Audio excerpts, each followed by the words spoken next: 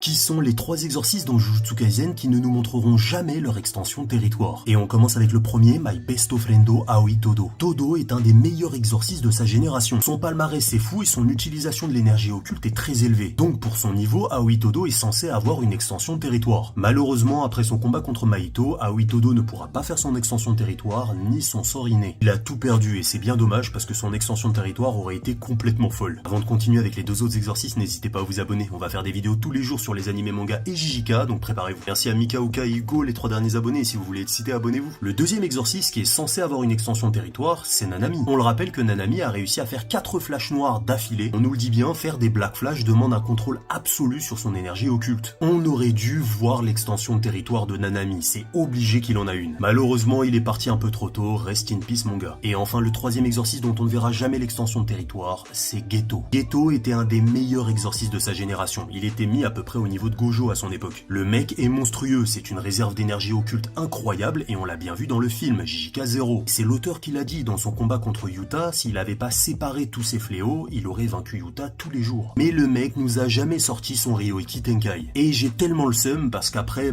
Geto n'est plus là et c'est Kenjaku qui prend sa place.